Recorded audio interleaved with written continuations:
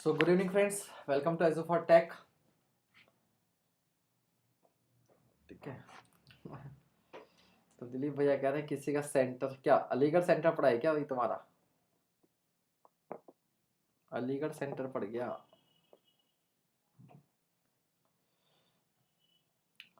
तो एनवायरनमेंट का अपना आज थर्ड लेक्चर है। कुछ हाई फ्रीक्वेंसी क्वेश्चंस हैं, इनको हम लोग करेंगे। ठीक है। तो पहला क्वेश्चन आपके सामने है, बिना टाइम वेस्ट करते हुए हम लोग करते हैं। पहला क्वेश्चन क्या कह रहा है? The following data pertain to a sewage sample. Initial DO 10 mg per litre है, final DO 2 mg per litre है, डाइल्यूशन 1% का किया गया है और आपसे पूछा है था BOD of the given sample. इस सीवेज सैंपल की बीओडी आपसे पूछी हुई है। ठीक है भाई, तो जल्दी से कर दीजिए, सभी स्टूडेंट्स कर लेंगे इसको। तो आंसर भी आ गया है। राहुल कुमार जी कह रहे हैं 800 mg per litre. Very good. Good evening, good evening, good evening. ठीक है भाई, बाकी लोग भी आंसर करें। तो बीओडी का सिंपल सा फॉर्मूला हमारे पास बेसिकली क्या होती है, बीओडी 5 होती है ना। तो बीओडी का सिंपल सा फॉर्मूला क्या होता है, delta DO into dilution factor. ठीक है, into dilution factor. Delta DO क्या होता है, कंजम्पशन ऑफ डिसॉल्व्ड ऑक्सीजन। ठीक है।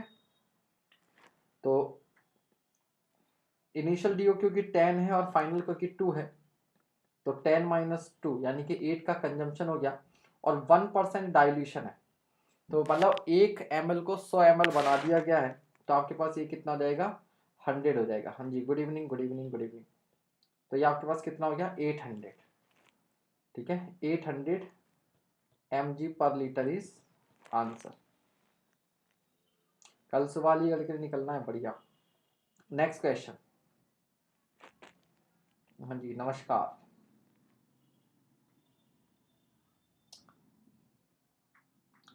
तमराज जी बता दिया कैसे हुआ सोल्यूशन, देखो सिंपल फॉर्मूला था यार उसका।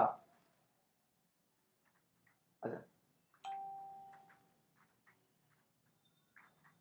बारिश स्टार्ट हो गई यहाँ पे, बारिश होने लगी, दिन से ही बारिश का मौसम हो रहा है।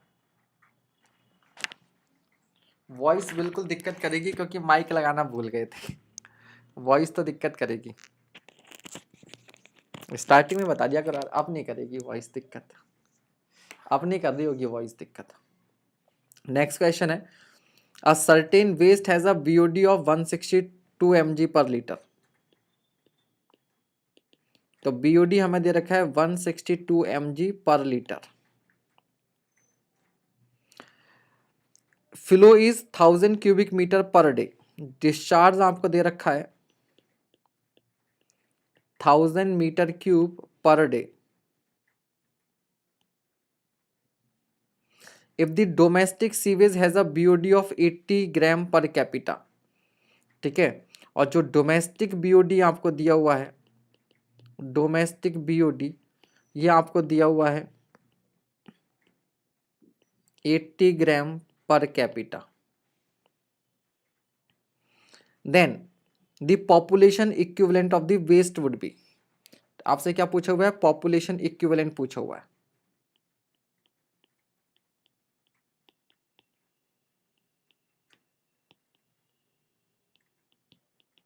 आंसर भी आ गया सन 2025, तो 2025 में पहुंच गए हैं आप। ठीक है, 2025 ऑप्शन ये रहे आपके सामने। बाकी लोग भी करें। अच्छा, एनटीपीसी का एग्जाम मालूम कर रहे थे आप, वेरी गुड। ठीक है भैया, तो भैया कैसे करेंगे इसको, तो सबसे पहले समझना होगा व्हाट इज पॉपुलेशन इक्विवेलेंट। तो पॉपुलेशन इक्विवेलेंट होता है इतने लोगों की संख्या जिनसे टोटल बीओडी इंडस्ट्रियल बीओडी के क्या होती है, बराबर होती है, बराबर होती है।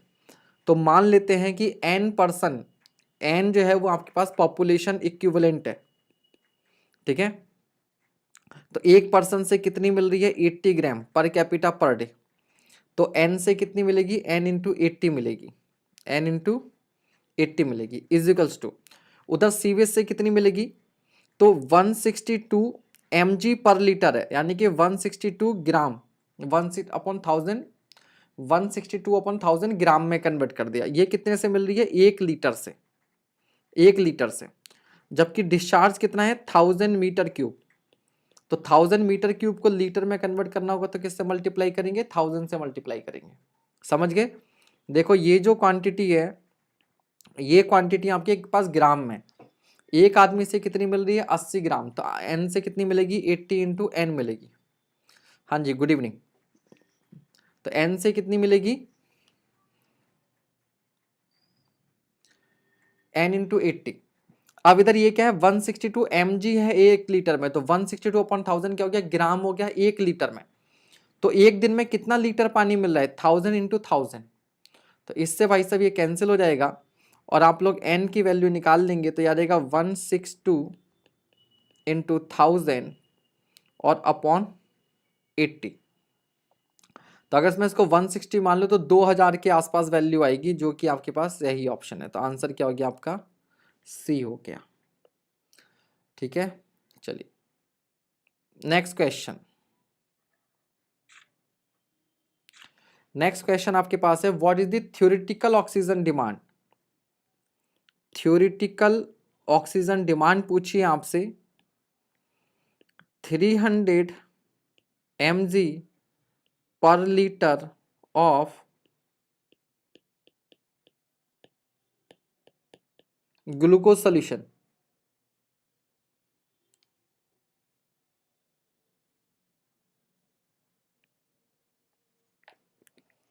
लगता है पूरा यूथ का प्रॉपर सोल्यूशन मिलेगा, मतलब क्या है? ठीक है, चलिए। तो आंसर आ गया 320 mg per litre. Very good. तो थ्योरेटिकल ऑक्सीजन डिमांड क्या होता है कि जो भी कंपाउंड आपको दिया हुआ है, ठीक है, उसको केमिकली ब्रेक कर लेते हैं। तो आपके पास ग्लूकोज का फॉर्मूला क्या होता है? वो होता है C6H12O6। ठीक है, और ये मेरे ख्याल से मैंने आपको ईएससी के मेंस में भी आया हुआ क्वेश्चन है ये शायद, प्लस O2।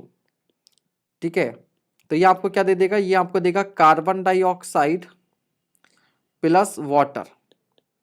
अब पहले आपको क्या करना पड़ेगा? इस रिएक्शन को करना पड़ेगा बैलेंस। क्या करना पड़ेगा? बैलेंस।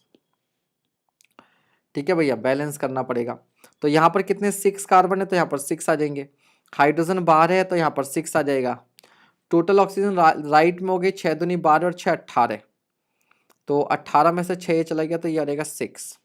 ये आपके पास बैलेंस रिएक्शन आ जाएगी। अब आप ग्लूकोज का मोलर मास निकालोगे तो वो आएगा 180। देख लेना, 12 छंग 72 कार्बन का, फिर 12 हाइड्रोजन का हो जाएगा और 16 इंटू 6 ऑक्सीजन का हो जाएगा। ऐड कर देना, और 6 ऑक्सीजन का जो मास आएगा 32 गुणा 6 32 इंटू 6 हो जाएगा 192 ग्राम। ठीक है भाई, तो हमें 180 ग्राम के लिए कितनी ऑक्सीजन चाहिए? 192 चाहिए। तो 1 के लिए कितनी चाहिए होगी? 192/180। ठीक है, यूनिटलेस। अब 1 लीटर में कितना mg है? 300 mg। तो 300 mg के लिए कितनी चाहिए होगी? 192/180 इंटू 300 mg पर लीटर। तो 1 लीटर ग्लूकोज सोल्यूशन के लिए आपको इतनी, 1 लीटर सोल्यूशन के लिए आपको इतनी ऑक्सीजन चाहिए होगी, जो सॉल्व करके आपको मिल जाएगा 320। कितना मिल जाएगा? ये वैल्यू आ जाएगी 320। सर अल्टीमेट बीओडी ना भैया, no no no. Ultimate BOD is a different quantity, theoretical oxygen demand is a different quantity. ठीक है, बीओडी जो होता है वो केवल बायोडिग्रेडेबल पार्ट बताता है, जबकि इसमें आपका बायोडिग्रेडेबल हो नॉन बायोडिग्रेडेबल सब आ जाता है। तभी तो ये सीओडी से भी ज्यादा आता था ना ये वैल्यू। चलिए, अब बहुत ही बेहतरीन यस, एक काम करते हैं, इसके जैसा ही एक और क्वेश्चन है, पहले उसको कर लेते हैं।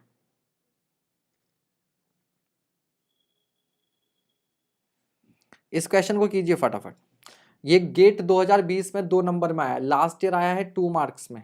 ठीक है, सेम कॉन्सेप्ट पर, थ्योरेटिकल ऑक्सीजन डिमांड पर। सवाल कह रहा है a sample of water contains an organic compound C8H16O8। तो एक कंपाउंड है आपके पास C8H16O8। At a concentration of 10⁻³ mole per litre. तो इसका जो कॉन्सेंट्रेशन दे रखा है वो दे रखा है 10⁻³ मोल पर लीटर। ठीक है भाई। आगे गिवन है, given that the atomic weight of carbon 12, hydrogen 1, oxygen 16, ये तो हमें मालूम था। The theoretical oxygen demand of water in gram of O2 per litre, round off to 2 decimal places. ठीक है, तो ग्राम पर लीटर में आपने थ्योरेटिकल ऑक्सीजन डिमांड बतानी है। थ्योरेटिकल ऑक्सीजन डिमांड बतानी है ग्राम पर लीटर में। ठीक है भैया, चलो फटाफट करो जरा इस क्वेश्चन को आप लोग। ठीक है, जल्दी से आंसर कीजिए, 2020 में 2 नंबर का क्वेश्चन है ये।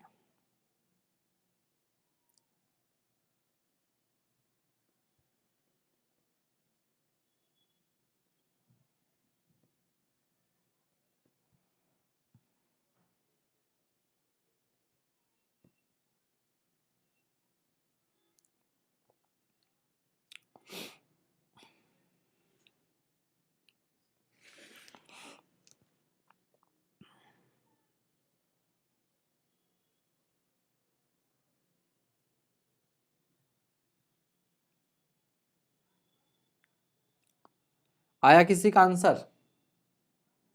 आया किसी का आंसर?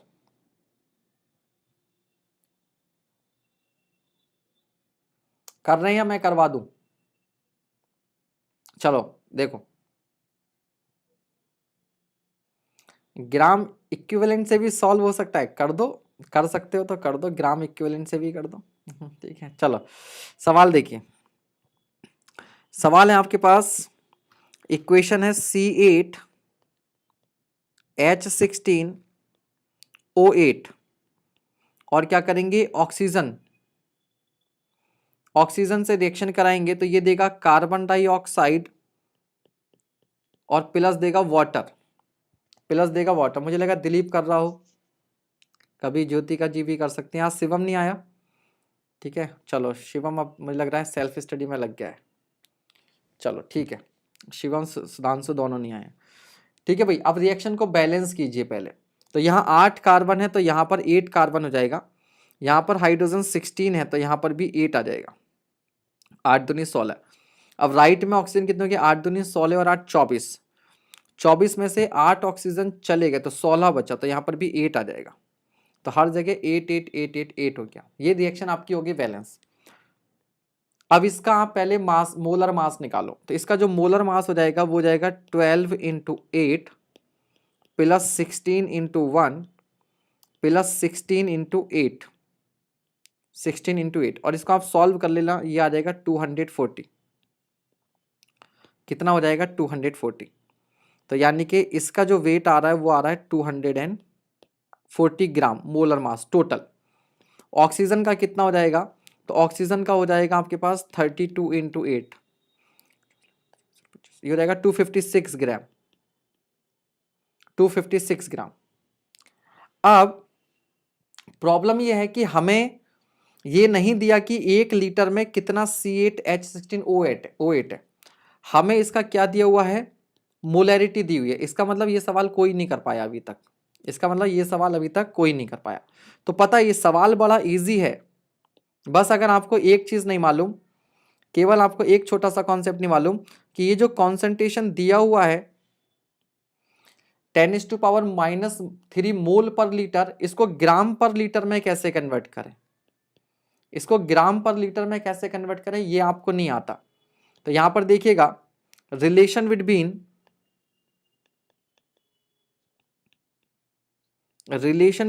ग्राम पर लीटर एंड मोलैरिटी, तो ध्यान देखिए भैया, मोलैरिटी हमने क्या लिखा था, मोलैरिटी हमने लिखा था मोल्स अपॉन वॉल्यूम। मोल को हम लोग क्या लिख सकते हैं, given weight upon molar mass upon volume. इसको लिख सकते हैं W/B इंटू 1/m। ठीक है, दिस इज मोलैरिटी आ गई। अब ध्यान दीजिएगा, मोलैरिटी की यूनिट होती है मोल पर लीटर। मैं यही लिख देता हूं, मोलैरिटी का मतलब होता है मोल पर लीटर, मोल पर लीटर। तो यहां से ध्यान दीजिएगा, यहां से ध्यान दीजिएगा, अगर मैं इस m को लेफ्ट में लेकर जाऊं तो mole per litre into molar मास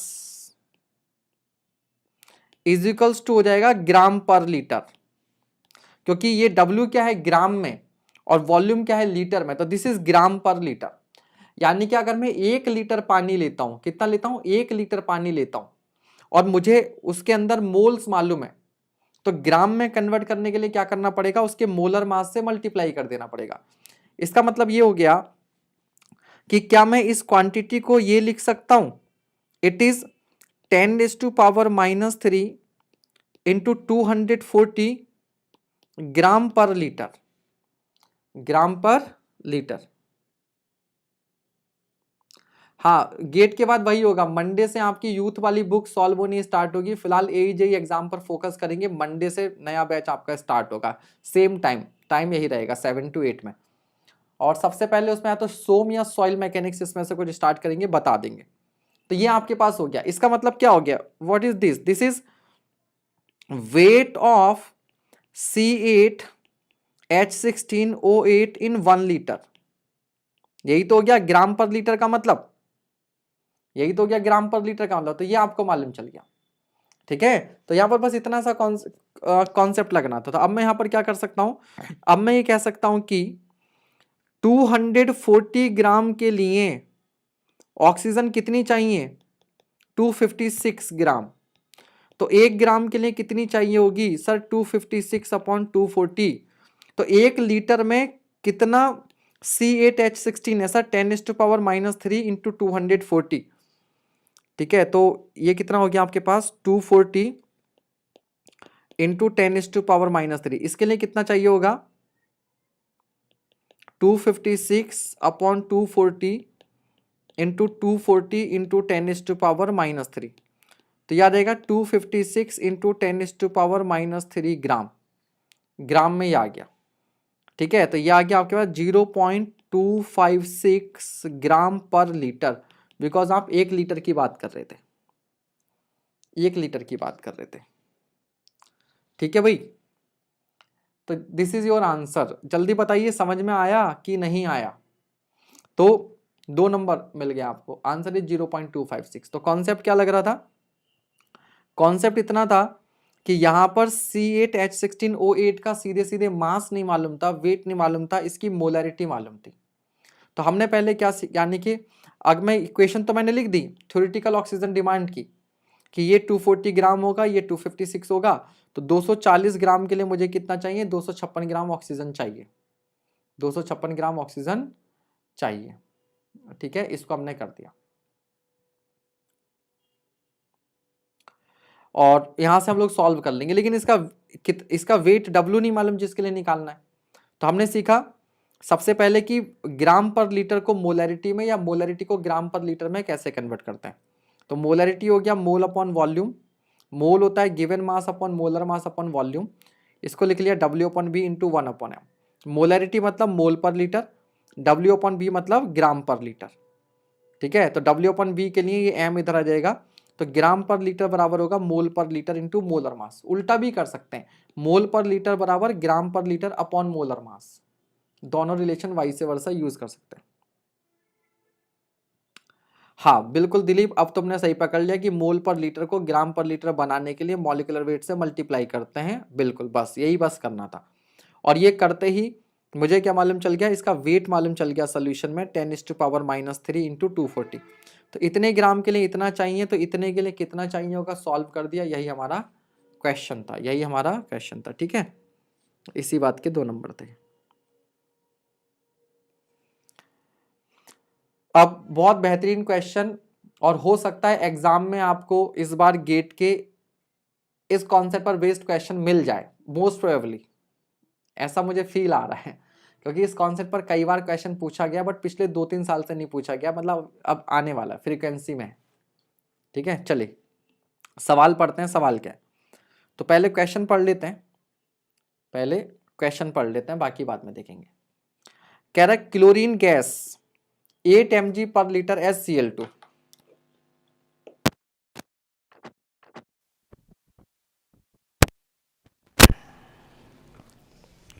अच्छा, मेरे पास उस क्वेश्चन को शॉर्टकट में करने के भी और तरीके हैं, बिना रिएक्शन बैलेंस किए वगैरह, बट मैं अभी उतनी ज़्यादा केमिस्ट्री में नहीं घुसूंगा, नहीं तो एक ही क्वेश्चन में टाइम लग जाएगा।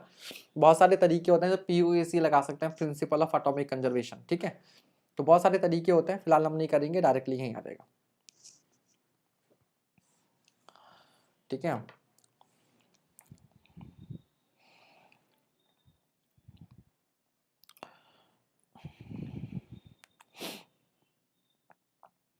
चलिए, तो इस क्वेश्चन को कभी थ्योरेटिकल क्लासेस, थ्योरी वाली क्लासेस होंगी तो और तरीके सिखाएंगे।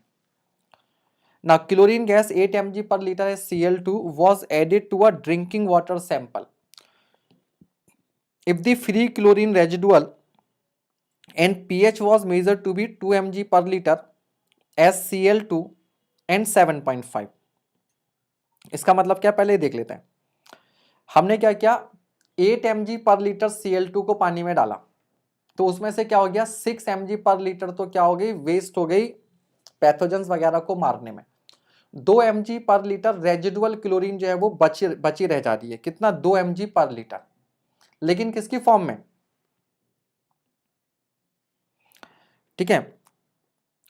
चलो पहले, और पीएच भी दे रखी है आपको पानी की 7.5 respectively. What is the concentration of residual OCl minus, तो पानी के अंदर जो हाइपोक्लोराइट आयन है इसका कॉन्सेंट्रेशन आपसे पूछा है। Assume that the chlorine gas added to the water is completely converted to HOCl and OCl minus. Atomic weight of chlorine is 35.5 और आपको साथ में ये रिएक्शन दे रखी है, केमिकल रिएक्शन कि OCl minus plus H plus reversible reaction giving HOCl, और इस रिएक्शन का रेट कांस्टेंट दे रखा है K बराबर 10⁻7.5, ये दिया हुआ है, ठीक है।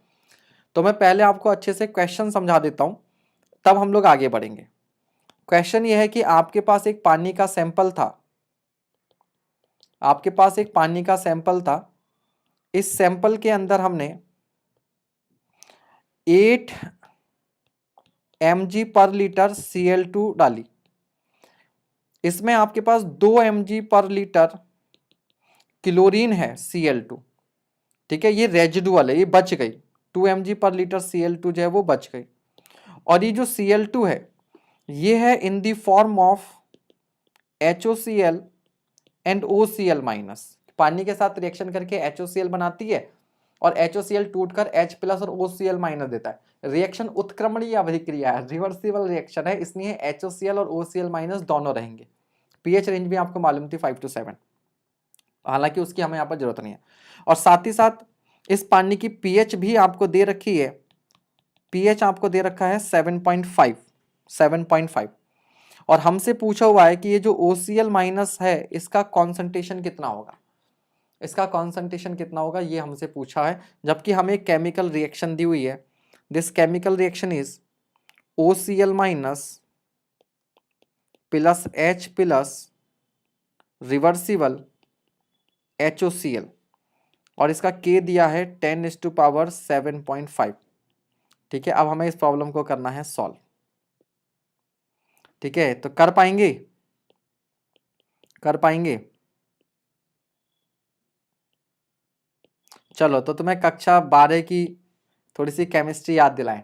सवाल बहुत इजी है, बिल्कुल भी मुश्किल सवाल नहीं है, अगर हल्का फुल्का क्लास 11th की केमिस्ट्री आती हो तो। देखो भैया, कोई भी केमिकल रिएक्शन हमारे पास इस तरह से होती थी कि A of A plus B of B reversible C of C plus D of D, answer आ गया A, ठीक है। आंसर आ रहा है आपका A।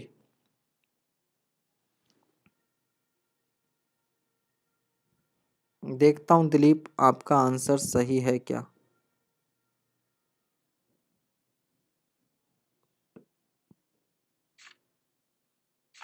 वेरी गुड, बिल्कुल सही जवाब, आंसर ए है, बिल्कुल सही बात। तो देखो बेटा, ये जो रिएक्शन होती थी इसका K हम लोग लिखते थे कॉन्सेंट्रेशन ऑफ C की power C into concentration of D की power D upon concentration of A की power A into concentration of B की पावर B। याद आ रहा है? इस तरह से हम लोग क्या करते थे, ये कॉन्सेंट्रेशन लिख देते थे, ये हमारे पास K वैल्यू होती थी। इतना आपको याद आ रहा होगा। बिल्कुल सेम कॉन्सेप्ट हम लोग यहाँ पर लगाएंगे।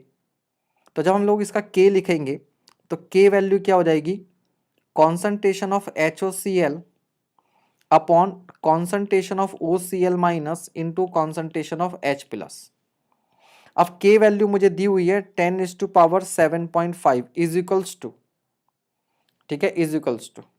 अब समस्या क्या है यहाँ पर याद रखना, OCl माइनस मुझे फाइंड आउट करना है, OCl माइनस तो मुझे फाइंड आउट करना है, ठीक है। अगर मुझे H प्लस और HOCl मिल जाए तो प्रॉब्लम सॉल्व हो जाएगी। अगर मुझे H प्लस और HOCl मिल जाए तो वैल्यू रख दूंगा तो हमारी प्रॉब्लम क्या हो जाएगी, सॉल्व हो जाएगी। क्योंकि मुझे ये OCl माइनस तो फाइंड आउट करना है तो ये तो यहाँ पर रहेगा ही रहेगा, ठीक है। मुझे अब HOCl की वैल्यू चाहिए और H प्लस की वैल्यू चाहिए, ये कैसे आएगी, ठीक है। तो ज्योतिका जी का भी आंसर आ गया, वेरी गुड। तो भैया देखो H प्लस निकालने के लिए उसने तुम्हें pH दे रखा है, H प्लस निकालने के लिए क्या दिया हुआ है, pH दिया हुआ है, ठीक है। तो पानी की pH जो है वो आपको दे रखी है, पानी की pH देखो यहाँ पर हमें दी हुई थी 10⁻7.5। तो इसका मतलब क्या है, H प्लस क्या हो जाएगा 10⁻−7.5, यही तो होता था। H प्लस कॉन्सेंट्रेशन क्या होता था, 10⁻⁻ नेगेटिव pH।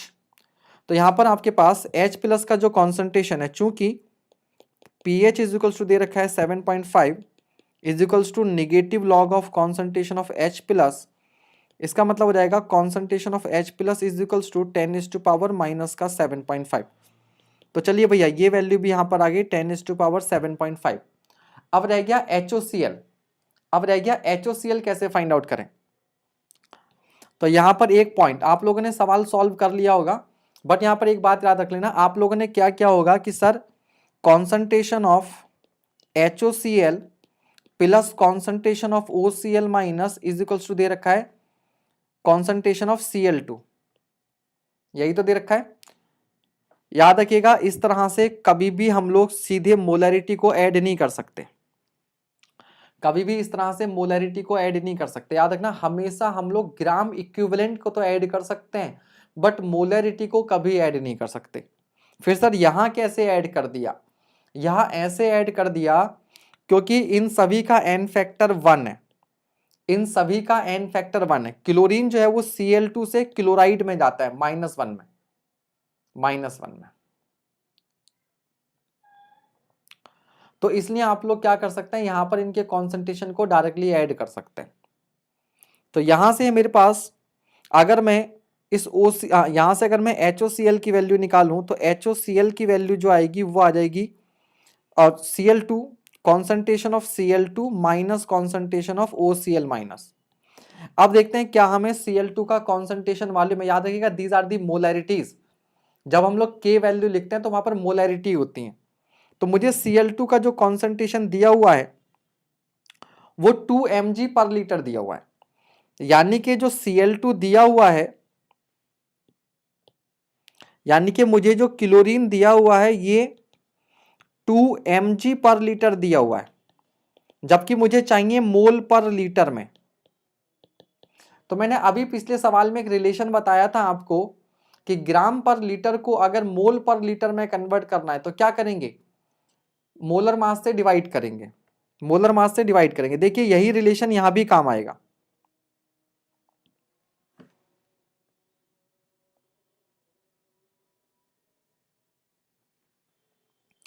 देखिए रिलेशन अभी आपको बताया कि मोल पर लीटर इंटू मोलर मास बराबर ग्राम पर लीटर। तो यहां से मोल पर लीटर क्या आएगा, छोटी छोटी चीजें यही हमें नहीं आती इसलिए सवाल मुश्किल जाए। तो मोल पर लीटर बराबर हो जाएगा ग्राम पर लीटर इंटू 1 मोलर मास। तो ग्राम पर लीटर मुझे दिया हुआ है, mg पर लीटर मिलीग्राम है, उसको ग्राम में कन्वर्ट कर लेंगे, कोई इतना बड़ा इशू नहीं है, ठीक है। तो मोलर मास से डिवाइड कर देंगे तो सॉल्व हो जाएगा।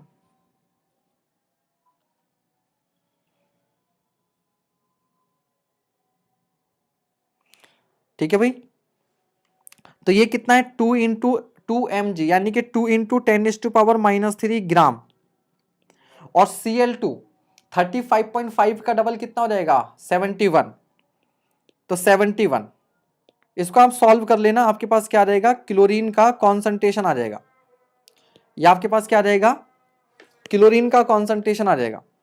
तो इसका मतलब मैं यहां पर क्या लिख सकता हूं, कॉन्सेंट्रेशन ऑफ HOCl को मैं लिख सकता हूं, कॉन्सेंट्रेशन ऑफ HOCl को मैं लिख सकता हूं 2 into 10⁻³ upon 71 minus concentration of OCl minus, और इस वैल्यू को उठाकर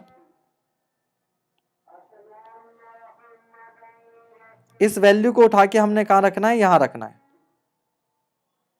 यहां पुट करना है। अब देखिए इसमें केवल एक अननोन है OCl माइनस, अब इसमें हमारे पास केवल एक अननोन है OCl माइनस, इस इक्वेशन से OCl माइनस फाइंड आउट किया जा सकता है, ठीक है, किया जा सकता है। अभिषेक जी यहां तो बारिश हो रही है, बारिश बाहर, समझ गए भैया इस प्रॉब्लम को करने का तरीका। तो मैं फिर बता रहा हूं, ये हमने अप्रोच कैसे लगाई, अप्रोच ऐसे लगाई कि रिएक्शन मुझे मालूम थी, ये रिवर्सिबल रिएक्शन मुझे मालूम थी और इसका K गिवन था, तो K का फॉर्मूला जो होता है, ये फॉर्मूला मैंने यहाँ पे लिख दिया, ये हमने क्लास 11-12 केमिस्ट्री में सीखा था, K का बराबर HOCl upon OCl minus into H plus. याद रखना यहाँ जो कोफिशिएंट होते थे वो पावर में आते थे, बट यहाँ पर कोफिशिएंट 1 1 1 है तो लिखने की जरूरत नहीं है, तो K वैल्यू आ गई। अब OCl माइनस फाइंड आउट करना है, लेकिन H प्लस नहीं मालूम और HOCl नहीं मालूम, तो H प्लस के लिए pH दी हुई थी, वहां से H प्लस आ गया, और HOCl निकालने के लिए कंडीशन दी हुई थी कि OCl माइनस प्लस HOCl बराबर chlorine is equal to chlorine. हाँ बेंगलोर में तो गर्मी रहती है इस समय पर। मैं आज से जब मैं कॉलेज में गया था 2010 में, तो मैं बेंगलोर गया, वहाँ श्री श्री रविशंकर जी के आश्रम को एडवांस मेडिटेशन के कोर्सेज करने के लिए। तो यहाँ से हम गए तो खतरनाक ठंड थी, पूरे पैक होकर ट्रेन में बैठे, और जब ट्रेन से उतरे वहाँ पहुंचे तो गर्मी। ठीक है चलो खैर, ठीक है। सवाल में तमराज, सवाल में गिवन है कि HOCl plus OCl is equals to chlorine, ये सवाल में दिया हुआ है, ठीक है। जैसे हम लोग हार्डनेस में नहीं करते थे मैग्नीशियम और कैल्शियम की इक्विवेलेंट हार्डनेस क्लोरीन की टर्म में, तो वहां क्या करते थे, इक्विवेलेंट बरा ऐड कर देते थे, कैल्शियम के इक्विवेलेंट प्लस मैग्नीशियम के इक्विवेलेंट बराबर कैल्शियम कार्बोनेट के इक्विवेलेंट। तो वैसे ही यहाँ पर HOCl का इक्विवेलेंट प्लस OCl माइनस का इक्विवेलेंट बराबर क्लोरीन का इक्विवेलेंट। अब सब इन सब का n फैक्टर 1 है, इसलिए इनकी मोलैरिटी और इक्विवेलेंट दोनों एक बराबर होती हैं। तो molarity of HOCl plus molarity of OCl minus बराबर मोलैरिटी ऑफ क्लोरीन, इस तरह से कर देंगे। अब जो क्लोरीन था वो एक्चुअली हमें गिवन था, क्लोरीन हमें गिवन था mg पर लीटर में, और इसे हमें कन्वर्ट करना है मोल पर लीटर में। तो mg को तो 10⁻³ से मल्टीप्लाई कर देंगे तो ग्राम में कन्वर्ट हो जाएगा, और मोलर मास से डिवाइड कर देंगे तो मोल पर लीटर में आ जाएगा। इसके लिए अभी आपको पहले वाला रिलेशन बताया था, ठीक है। चलिए अभी समझ गए, तो आप इसको सॉल्व कर लेंगे, इस इक्वेशन को सॉल्व कर लेंगे आप लोग, और ऐसे मुश्किल लगा करे ना तो इसको x मान लो यार, OCl माइनस को x मान लोगे तो इक्वेशन आसान लिखने लगेगी, ठीक है। तो यहां से आपके पास जो सॉल्व करने पर जो OCl माइनस की वैल्यू आएगी वो आएगी 1.408 इंटू 10⁻⁻5 मोल पर लीटर, मोलैरिटी में आएगा, किस में आएगा, मोलैरिटी में आएगा, कॉन्सेंट्रेशन है ना भैया, मोलैरिटी। क्लियर हो गया, ठीक है। ये सेम टाइप का क्वेश्चन फिर पूछा हुआ है आपका, सेम टाइप का क्वेश्चन फिर से पूछा हुआ है आपका गेट 2004 में, ये भी 2 नंबर का क्वेश्चन पूछा हुआ है 2 मार्क्स में। तो पहले सवाल पढ़ लेते हैं हम लोग, ठीक है, फिर आगे बढ़ेंगे। तो क्वेश्चन क्या है, chlorine gas used for disinfection combines with water to form hypochlorous acid HOCl, The HOCl ionizes to form hypochlorite ion यानी कि OCl minus in a reversible reaction. कोई नई चीज नहीं है, क्लोरीन को पानी में डालूंगा HOCl बनेगा, और HOCl क्या होता है, ब्रेक करके H प्लस और OCl माइनस बनाता है, और रिएक्शन दे रखी है कि HOCl ब्रेक हो रहा है H plus plus OCl minus में, ठीक है। और इसकी K वैल्यू दी हुई है 20 डिग्री सेल्सियस पर 2.7 into 10⁻⁻8। The equilibrium of which is govern by pH, pH पर डिपेंड करता है इक्विलिब्रियम। ठीक है, चलिए। Now the sum of HOCl and OCl minus is known as free chlorine residual, और HOCl और OCl माइनस को ऐड करके जो टोटल में मिलता है उसको हम लोग फ्री क्लोरीन बोलते हैं। And HOCl is the more effective disinfectant. ठीक है, अब कह रहा है the 90% fraction of HOCl in the free chlorine residual is available at a pH value. ठीक है, तो 90% fraction of HOCl in the free chlorine residual is available at a pH value. ठीक है, तो पीएच वैल्यू आपसे यहां पर basically इस सवाल में पूछी गई है। यहां पर क्या पूछा गया? PH value, pH value. और इस पीएच वैल्यू पर क्या हो रहा है? 90% फ्रैक्शन, मतलब HOCl आपका 90% डिसोसिएट हो रहा है। क्या हो रहा है? 90% डिसोसिएट हो रहा है। तो ये क्वेश्चन भी इजी है अगर आपको वो के कॉन्सेप्ट लिखना आता है। ठीक है भैया, तो मैं यहां पर रिएक्शन लिख रहा हूं। इस बार दे रखा है HOCl reversible is giving H plus plus OCl minus. ये रिएक्शन हमें दी हुई है और इस रिएक्शन का के हमें दिया हुआ है 2.7 इंटू 10⁻⁻8।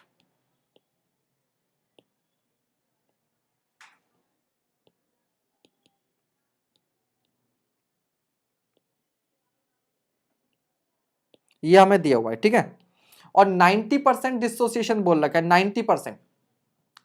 अब ध्यान दीजिएगा, 90% डिसोसिएशन का मतलब है कि अगर मैं HOCl के 100 मॉलिक्यूल ले लूं तो 100 में से कितने डिसोसिएट हो गए? स्टार्टिंग में ये 0 था, ये 0 था। आफ्टर डिसोसिएशन जब ये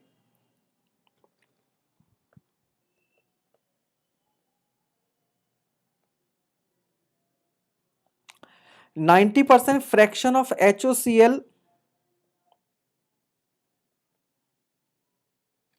90% fraction of HOCl in the free chlorine residual is available. Okay, मतलब यहां पर ये बोला कि 90% HOCl है, जो फ्रैक्शन होगा, फ्रैक्शन मतलब क्या है? ठीक है, यहां पर सवाल को समझने में थोड़ी सी गड़बड़ हुई है, वेट कीजिएगा। सवाल में कह रहा है कि जो फ्री क्लोरीन होती थी Cl2 प्लस H2O, ये कंबाइन होकर हमें देता था HOCl और OCl माइनस। तो कह रहा है इसमें इन दोनों को जब हम लोग कंबाइन करेंगे तो इसमें 90% फ्रैक्शन किसका है? HOCl का है। तो OCl माइनस कितना है? ओनली 10%। तो 90% फ्रैक्शन ऑफ HOCl का मतलब है HOCl 90% है और OCl माइनस केवल कितना है? 10% है। ये एक सवाल कहने का मतलब है। ठीक है, तो इसका मतलब क्या हो गया कि ये है 90, तो ये होगा 10 और ये भी आपका कितना होगा? 10 होगा। क्लियर हो गया? ये भी आपका कितना होगा? 10। अब याद देखिएगा, this H plus is only from HOCl, और आपको कल परसों क्वेश्चंस कराए थे, उसमें बोला था वाटर भी डिसोसिएट होता है, इसलिए मैं H प्लस का एग्जैक्ट कॉन्सेंट्रेशन नहीं लिख सकता। कल आपको याद होगा 10⁻⁻7 मोलर HCl वाला मैंने क्वेश्चन कराया था, तो वहां पर बोला था जो H प्लस था वो एसिड से भी आता है और H प्लस पानी से भी आता है। तो इस रिएक्शन में नो डाउट कि HOCl से ये H प्लस 10 मिलेगा, बट टोटल H कितना है मुझे नहीं मालूम, इसलिए मैं यहां पर H प्लस नहीं लिख सकता। नहीं तो अगर मैं यहां पर H प्लस को 10 लिख दूं, इसको 10 लिख दूं, फिर तो pH कितनी आ जाएगी? तुरंत आप कैलकुलेट कर लेंगे, तो वो गड़बड़ हो जाएगा। ठीक है, वो गड़बड़ हो जाएगा। यहां तक कोई दिक्कत है आपको? बताइए। नहीं है। अब आंसर 6.74 हो गया। नहीं, तुम्हारा दिलीप पहले आंसर सही था, चेंज क्यों कर दिया? 6.6 था, चेंज क्यों कर दिया? अब हम लोग देखो क्या लिखेंगे, K बराबर K इज इक्वल्स टू होगा concentration of H plus into concentration of OCl minus upon concentration of HOCl। हमें क्या निकालना है? हमें pH निकालनी है। तो pH निकालने के लिए क्या चाहिए? Total concentration of H plus. तो यहां से total concentration of H plus कैसे निकलेगा? तो H plus is equals to हो जाएगा K into concentration of HOCl upon concentration of OCl minus, OCl minus. K value कितनी दे रखी है? K वैल्यू दे रखी है 2.7 इंटू 10⁻⁻8। HOCl कितना लिया है हमने 90, तो OCl कितना है 10। तो यहां से आपके पास क्या आ जाएगा, कॉन्सेंट्रेशन ऑफ H प्लस आ जाएगा, और ये आएगा आपके पास concentration of H plus, solve कर लीजिएगा, ये आएगा 24.3 इंटू 10⁻⁸ मोल पर लीटर। तो pH कितना हो जाएगा, pH हो जाएगा निगेटिव लॉग ऑफ 24.3 इंटू 10⁻⁸, और इसको आप सॉल्व करेंगे तो pH आ जाएगी आपके पास 6.6। ठीक है। अब मैं फिर आपको बताना चाहूंगा कि आप भैया ऐसा मत कर देना कि सर यहां से 100 थे, 100 में से टूटने पर अगर ये 90 बचा, OCl माइनस 10 बचा, तो H प्लस भी 10 होना चाहिए, और अगर H प्लस 10 हो गया तो pH बराबर क्या लिख देंगे 10⁻⁻10। ना ना ना, गलत हो जाएगा, गलत हो जाएगा। ठीक है, क्यों गलत हो जाएगा, क्योंकि जब भी किसी एसिड को, कोई एसिड अगर हमारे पास है HA, ये कोई एसिड है, इसे पानी के अंदर डालते हैं तो यहाँ से H plus plus A minus मिलता है, तो साथ में एक और रिएक्शन चल रही होती है H2O, ये H2O हमें देता है H plus plus OH minus. अब ध्यान दीजिएगा, इसके ब्रेक होने से अगर ये X मिल रहा है और ये भी X मिल रहा है, राइट, और यहां से ये H प्लस Y मिल रहा है और ये भी आपको Y मिल रहा है फॉर एग्जाम्पल। ठीक है, तो याद रखिएगा जो टोटल H प्लस हो जाएगा पानी के अंदर, वो यहां पर भी X प्लस वाई और यहां पर भी X प्लस वाई। ठीक है, तो H प्लस क्या हो जाएगा टोटल आपके पास X प्लस वाई हो जाएगा, क्या हो जाएगा X प्लस वाई। अब इसके आगे सॉल्व करने के दो तरीके हैं, या तो आप KW बराबर Y into Y plus X कर दो, या तो यहां से कर दो, ये तब हो सकता है जब OH माइनस कॉन्सेंट्रेशन मालूम हो, या फिर आप क्या करेंगे, इस ऊपर वाले एसिड का K लिख देंगे, डिसोसिएशन कांस्टेंट ऑफ एसिड, ये हो जाएगा X into X plus Y upon यहां पर जितना भी इसका कॉन्सेंट्रेशन है अपॉन HA। तो हमने ये फर्स्ट वाली अप्रोच यहां पर जाकर लगाई है। जल्दी बताइए भैया कितनों को ये सवाल समझ में आया। ठीक है, तो pH निकालने के लिए H प्लस चाहिए, H प्लस के लिए मैंने ये फॉर्मूला लगाया। ठीक है, HOCl 90% है तो OCl माइनस कितना होगा 10% होगा, तो इसको 100 ले लिया तो ये 10 हो गया, K दिया है, H प्लस आ गया, H प्लस आ गया तो आपके पास क्या आ गई pH आ गई, कितनी आ गई pH आ गई। क्लियर है क्वेश्चन।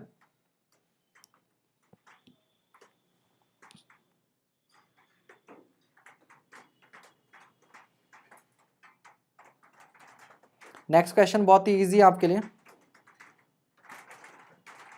मिथिलेश कुमार यादव, सर मैं डिप्लोमा से हूँ, 70 से 80%। अरे भाई साहब, अगर एक डिप्लोमा स्टूडेंट को गेट का 70 से 80% समझ में आ गया तो ये तो बहुत बड़ी बात है, ये तो बहुत बड़ी बात है, वो भी पहली बार में, अभी बिना थ्योरी पढ़ाए सीधे क्वेश्चन की बात हो रही है। ठीक है, तो थ्योरी पढ़ेंगे तो और आएगा। थ्योरी के लिए आप लोग पेड कोर्स ले सकते हैं, मात्र 1000 रुपीज फी है कंप्लीट टेक्निकल कोर्स की, ओनली 1000 रुपीज। ठीक है, कंप्लीट टेक्निकल कोर्स की फी। ठीक है, उसके लिए आप मेरे व्हाट्सएप नंबर पर कांटेक्ट कर सकते हैं, नंबर है 7409970758। ठीक है, फिर 100% भी समझ में आने लगेगा। ठीक है, तो इस नंबर पे आप कांटेक्ट कर सकते हैं।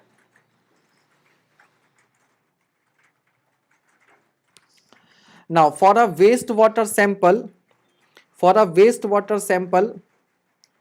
the 3-day biochemical oxygen demand at incubation temperature of 20 degree Celsius BOD3 is estimated as 200 mg per liter।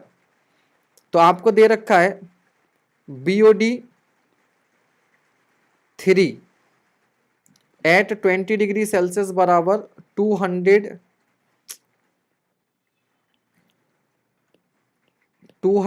mg per liter। Taking the value of the first order BOD reaction rate constant K is equals to 0.22 per day दिया हुआ है। The 5-day BOD expressed in mg per liter of the waste water at incubation temperature of 20 degree Celsius, यानी कि BOD 5 पूछा है। Temperature same है 20 degree. आसान question हो गया। BOD 3 दिया है और BOD 5 पूछा है, कर दोगे आप लोग फटाफट। बस यहां पर एक कंफ्यूजन है कि ये K जो दिया है वो बेस 10 पर दिया है या बेस E पर दिया है। ये जो K है वो बेस 10 पर दिया है या बेस E पर दिया है, जल्दी बताइए भैया। बेस K पर 10 पर दिया है या E पर दिया है?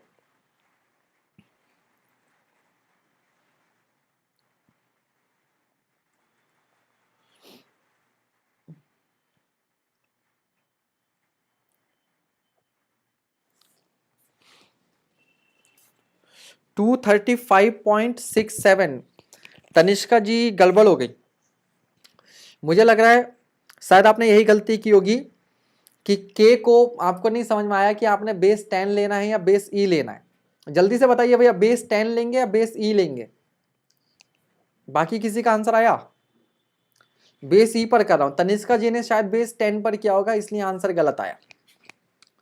तो याद रखिएगा जब आपको बोलता है रेट कांस्टेंट या रिएक्शन कांस्टेंट, जब कभी भी आपको रिएक्शन कांस्टेंट या रेट कांस्टेंट बोले तो बेस E लेना है, बेस E लेना है। हाँ, बेस 10 से क्या है ना, इसीलिए गलत हो गया। अगर बेस 10 होगा तो बोलेगा डीऑक्सीजनेशन कांस्टेंट। तो याद रखिएगा जब कभी भी बोले रेट कांस्टेंट और रिएक्शन कांस्टेंट, ठीक है, इसका मतलब है बेस E लेना है। क्या लेना है? E। और अगर बोलता है डीऑक्सीजनेशन कांस्टेंट, डीऑक्सीजनेशन कांस्टेंट, तब आपने बेस 10 लेना है, तब आपने बेस 10 लेना है। ठीक है, तो ये एक छोटी सी गलती थी, अदरवाइज सवाल तो आपने कर ही दिया होगा। तो फटाफट देख लो, अब इसके सोल्यूशन में कुछ है तो ना, समझा देते हैं डायरेक्टली। तो BOD 3 क्या हो जाएगा? आपको मालूम है BOD इज इक्वल्स टू होता है L0 इंटू 1 माइनस 10⁻⁻⁻ का KT। ये 10 लेवल पर था, E पर होगा तो 10 ही चलता है हाथ से बार बार, e⁻⁻ का KT। और यहां होता था तो KD होता था, KD यहां पर है KT। तो BOD 3 कितना हो जाएगा? BOD 3 हो जाएगा आपके पास L0 into 1 minus e⁻3 BOD 5 कितना हो जाएगा? L0 इंटू 1 माइनस e⁻⁻5 के। अब L0 तो सेम है तो डिवाइड कर दो, L0 से L0 कैंसिल हो जाएगा और BOD 5 आप यहां पर निकाल लेंगे। कैलकुलेटर अलाउ है, केवल आपको सारी वैल्यूज पुट करनी है, आंसर आ जाएगा। आंसर आ जाएगा 276.16 mg per litre. Very good, very good. तीन ही बालक पढ़ रहे हैं लग रहा है, बस दिलीप, तनिष्का और ज्योतिका। ठीक है, तनिष्का ज्योतिका, नाम से तो बहने बहने लग रही है। चलो बाकी बच्चे, बाकी लोग भी यार इस तरह के सवाल तो करो बेटा, ये तो इजी है। Next question, for a given water sample the ratio between BOD 5 day at 20 degree Celsius and the ultimate BOD is 0.68। यानी कि BOD 5 अपॉन L0 आपको दे रखा है 0.68। तमराज भी कर रहे हैं, very good. This ratio is given at 0.68। The value of the reaction rate constant K। अब देखो रिएक्शन रेट कांस्टेंट लिखा है, साथ में ब्रैकेट में मेंशन भी कर दिया ऑन बेस E। हमें बताने की जरूरत थी नहीं कि बेस E पर है, हम समझ जाते रिएक्शन रेट कांस्टेंट है मतलब बेस E पर है। ये 2017 में आया ये E in per day up to 2 decimal places. तो ये भी यार बहुत आसान क्वेश्चन हो गया। तो K की वैल्यू पूछिए आपसे, K की वैल्यू पूछिए। ठीक है, तो BOD 5 इज इक्वल्स टू क्या होता था? L0 इंटू 1 माइनस e⁻⁻ का KT। ठीक है, तो BOD 5 अपॉन L0, तो इस L0 को यहां से उठा के यहां ले आऊंगा तो ये रेशियो दिया हुआ है कितना? 0.68।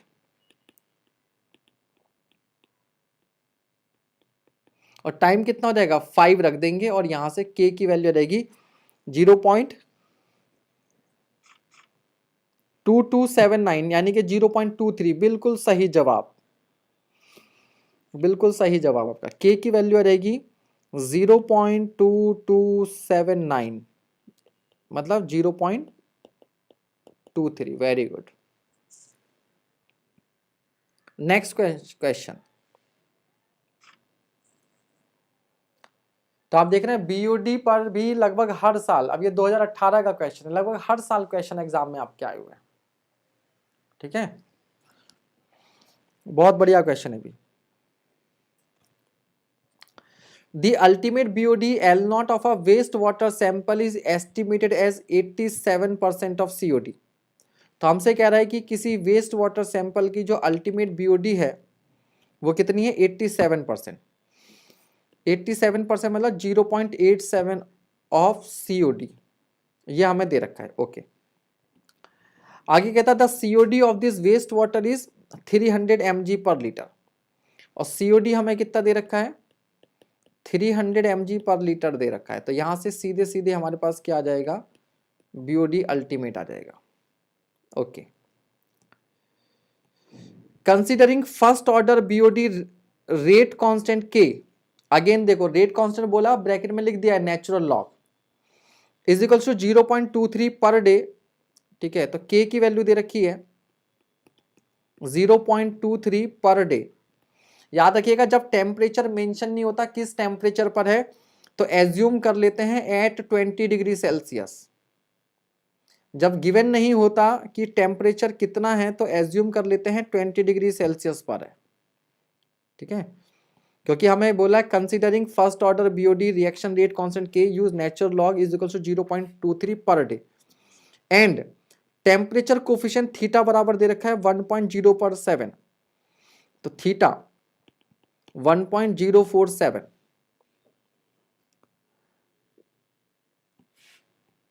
ठीक है, एसएससी जेई से पहले हो जाएगी क्लिश। The BOD value in mg per litre up to 1 decimal place after 3 days of incubation at 27 degree Celsius for this waste water will be. तो हमसे पूछा क्या है, हमसे पूछा है बीओडी 3, बट कैसे टेम्परेचर पर, 27 डिग्री सेल्सियस पर। 20 डिग्री सेल्सियस पर होता तो सवाल में कुछ था ही नहीं, 27 डिग्री सेल्सियस पर पूछा है, 27 डिग्री सेल्सियस पर पूछा है। बताइए भैया कैसे करेंगे। और यहाँ पर बहुत तेज आंधी तूफान आते हुए और उसके साथ बारिश की बौछारें ठीक है, तो बारिश की बौछारों के साथ आंधी तूफान है यहाँ पर, बस हमारा नेट और पावर साथ देता रहे। आंसर आया है 147.37। स्लाइटली मिस्टेक हो रही है दिलीप जी, कुछ छोटी मोटी गड़बड़ कर रखी है, कुछ छोटी मोटी गड़बड़ कर रखी है।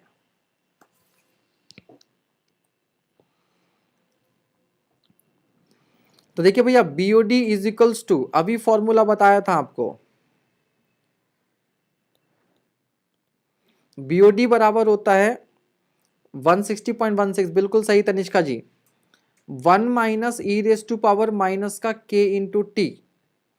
अब यहां पर याद रखिएगा अगर मुझे बीओडी 3 पूछा है 27 डिग्री सेल्सियस पर, तो एल नॉट तो टेम्परेचर पर डिपेंड नहीं करता, 1 minus E raise to power minus का के और इंटू हो जाएगा 3।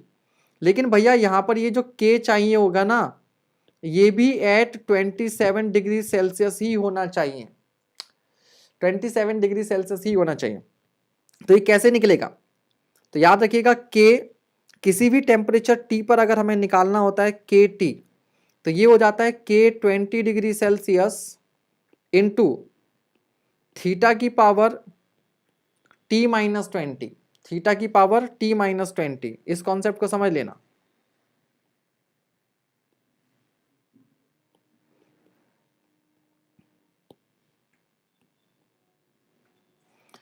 तो इजिकल्स टू हो जाता है के 20 डिग्री सेल्सियस इंटू 1.047, 1947 के 9 को 0 बना देना, 1.047 की पावर टी माइनस 20, ये के टी होता है।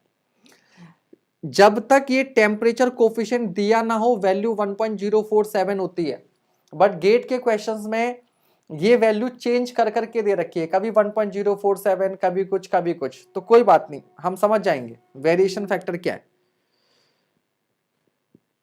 अच्छा K20 वाला है, अच्छा बेटा, अच्छा है कि यहाँ पे गलती हो जा रही है, एग्जाम में गलतियां मत करना। तो K हमें कहाँ निकालना है, 27 डिग्री सेल्सियस पर। तो K20 पर कितना दे रखा है, 0.23 इंटू 1.047 की पावर 27 माइनस 20, और ये वैल्यू सॉल्व कर लेना, याद रहेगी 0.317। ये वैल्यू कितनी आ रहेगी, 0.317 आ रहेगी K27 डिग्री सेल्सियस पर, ठीक है, 0.317 पर K वैल्यू आ गई। अब तो इस सवाल में है ही नहीं कुछ, अब क्या करेंगे, तो BOD3 is equals to L0।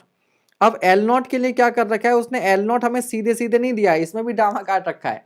Gate के क्वेश्चन सही बताओ ना, उतने मुश्किल भी नहीं होते, बस थोड़ा सा घुमा फिरा देता है, चीजों को टुकड़ों में तोड़ना पड़ता है। BOD सीधे सीधे ना देकर COD की टर्म में दे दिया, तो 0.87 इंटू 300, ठीक है। तो L0 कितना रहेगा आपके पास, 0.87 इंटू 300 इंटू 1 माइनस ई की पावर माइनस का K की वैल्यू कितनी आई, K की वैल्यू आई आपके पास 0.317, और दिस इज 3। अब कैलकुलेटर आपके पास है भैया, सॉल्व कर लीजिएगा, आंसर आएगा 160.2 mg per litre.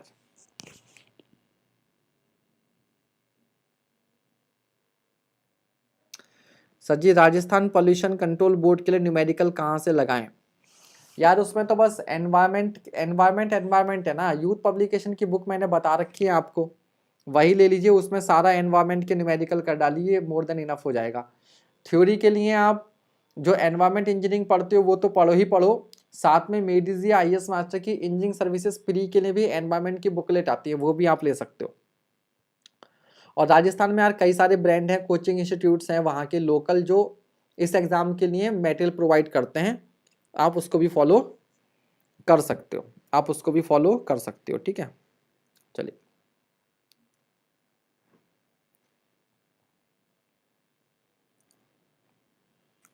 Next question, जल्दी से कीजिए इस क्वेश्चन को फटाफट।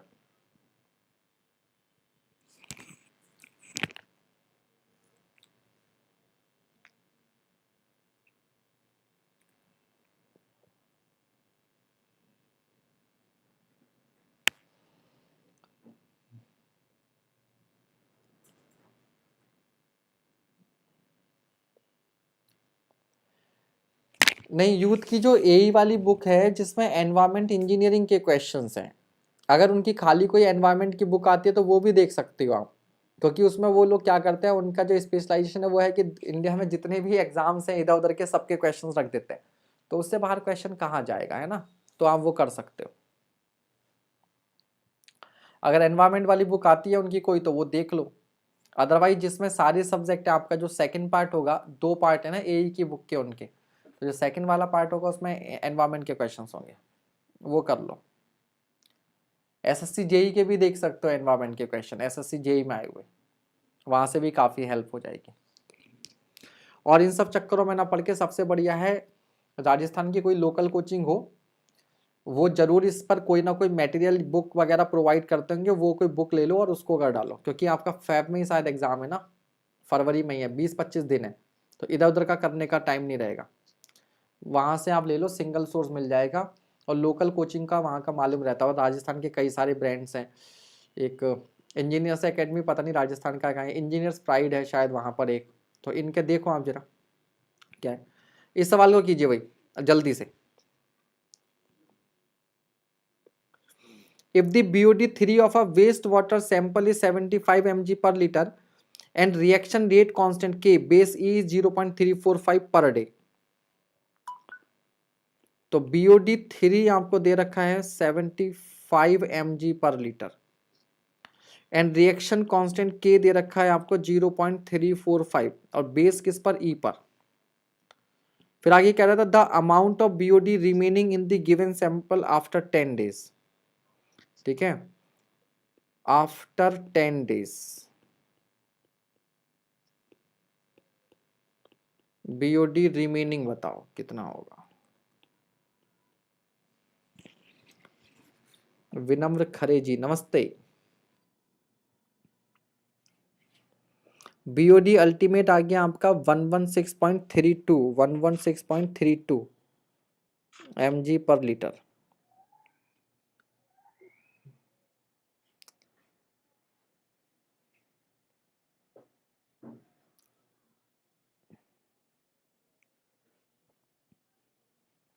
ठीक है, आंसर बताइए, फाइनल आंसर क्या होगा, फाइनल आंसर क्या होगा। ज्योतिका जी और दिलीप दोनों फाइनल आंसर बताओ। दिलीप कह रहे हैं फाइनल आंसर 3.68 होगा। ज्योतिका जी फाइनल आंसर क्या होगा, 112 ही होगा या कुछ और होगा। तो याद रखिएगा बच्चे, जब हम लोग ये फॉर्मूला लगाते हैं L T is equals to L naught into 1 minus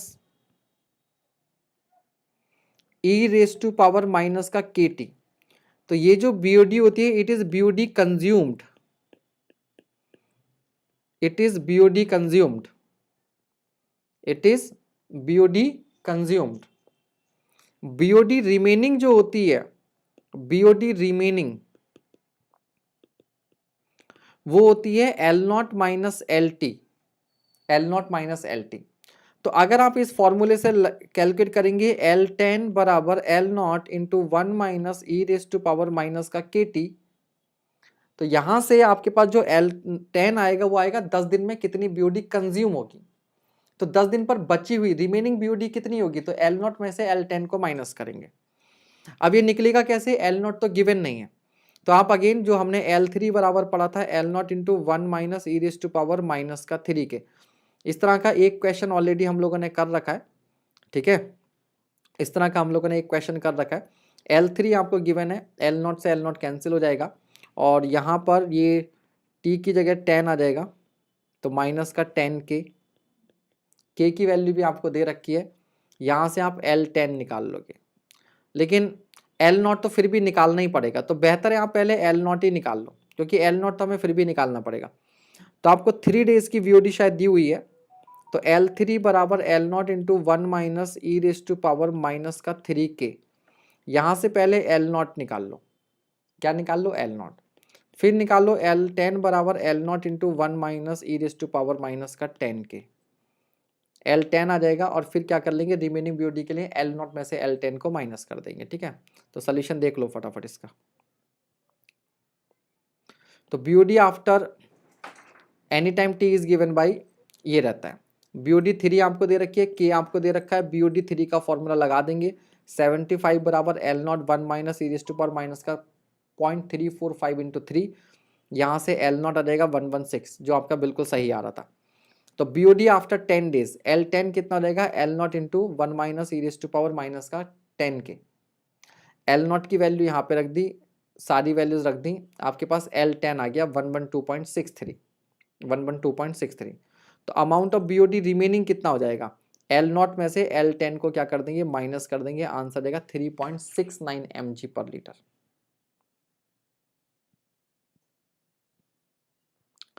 sir ESC के लिए आप नॉन टेक की भी क्लास लेंगे क्या, यार अभी तो कंफर्म नहीं है, देखते हैं कितना समय अवेलेबल हो पाता है। एक बार एसएससी जेई से फ्री हो जाऊं, क्योंकि अब ये जो पेड कोर्स निकाला है ना तो उनका एग्जाम अगर 22 मार्च को होता है तो बड़ा हेडेक है सिर पर। हालांकि ईएससी के लिए मेरे पास उधर 3 महीने का टाइम रहेगा मार्च के बाद में, तो या तो एसएससी जेई पोस्टपोन हो जाएगा तब भी टाइम मिलेगा, और अगर एसएससी हो जाता है तब भी 3 महीने मेरे पास उधर रहेंगे। तो देखते हैं, सारे सब्जेक्ट नहीं भी तो एनवायरमेंट करवाया जा सकता है, मटेरियल साइंस करवाया जा सकता है, इंजीनियरिंग ड्राइंग भी हो जाएगी। ठीक है, वहाँ हो सकता है, काफ़ी सारी चीज़ें उसकी हो सकती हैं, नॉन टेक का सिलेबस देखकर करवाया जा सकता है, देखते हैं। लेकिन अभी मार्च तक कुछ नहीं हो पाएगा, फर्स्ट प्रायोरिटी जो है वो ये एसएससी जेई वाला एग्जाम है, उसके बाद मैं प्लान कर सकता हूँ depending on number of students कितने। ठीक है, चलिए भैया अभी के लिए इतना। तो क्वेश्चंस कुछ और भी करवाने थे, हालांकि मैं ये पीडीएफ दूंगा, इस पीडीएफ में जो क्वेश्चन दिए हैं उनको जरूर एक बार देख लेना।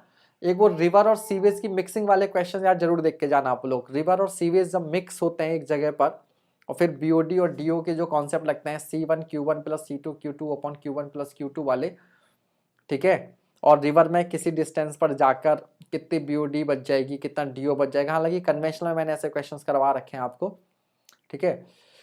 तो उस तरह के क्वेश्चन देख लेना एक बार, ठीक है।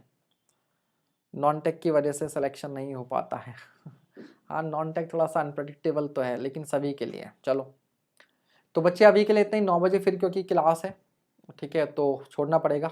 ऑलरेडी 8:05 हो गया। बाकी यार all the best, good luck. बस एक सिंगल बात मैं कहना चाहूंगा आप लोगों से, जो भी गेट का एग्जाम देने जा रहे हो आप में से, वो ये है कि आप जितना आए उतना करके आना गेट के एग्जाम में। जितना आता हो उतना करके आना। गेट एग्जाम बहुत से अच्छे बच्चे भी क्वालिफाई नहीं कर पाते। क्यों? क्योंकि बॉन्ड बनने लगते हैं। एग्जाम में जाकर बॉन्ड नहीं बनना है, फालतू के क्वेश्चन ट्राई नहीं करने। जितना आता है उतना करो और सुखी रहो। और 40-50 नंबर लाना तो कोई बड़ी बात नहीं है यार। 15 नंबर का एप्टीट्यूड है, 15 में से 10 या 12 नंबर कोई भी बच्चा ला सकता है। 25 क्वेश्चंस एक नंबर के होंगे। अगर आपने सिलेबस एक बार पढ़ भी रखा है ना यार, तो 25 में से 20 नंबर एक नंबर वाले क्वेश्चन आप इजीली कर सकते हो। डायरेक्ट फॉर्मूला बेस्ड या डायरेक्ट कॉन्सेप्ट पर होता है, ठीक है। तो 20 और 10 30, 25 नंबर तो आपके यही हो गए। 10 नंबर एप्टीट्यूड के और एक नंबर वाले 25 में से 20, 30 नंबर। 30 नंबर पर गेट क्वालिफाई हो जाता है। तो पहले तो ये 30 नंबर समेटने। अब इसके बाद मैथ्स रही। अब इतनी छोटी मोटी कैलकुलस सबको आती है कि 2-4 नंबर आप वहां पर समेट लो। बिना पढ़े भी मैथ्स में आप 5 नंबर ला सकते हैं 15 में से, बिना पढ़े भी, ठीक है। 5 नंबर मैथ्स में से 35। बाकी आपके 2-2 नंबर के क्वेश्चन हैं, अगर पढ़ रखा होगा। अब देखो ये सब 2-2 नंबर के क्वेश्चन थे जो हमने यहाँ पर किए। हाईवे में SSD का क्वेश्चन है, स्ट्रक्चर में स्लोप डिफ्लेक्शन हो गया, SFD BMD हो गया सोम में, ठीक है। मतलब अगर आप थोड़ा सा और मेहनत करो और रिलैक्स रहो एग्जाम में, 3 घंटे का पेपर होता है और मात्र 65 क्वेश्चन है, सफिशिएंट टाइम होता है।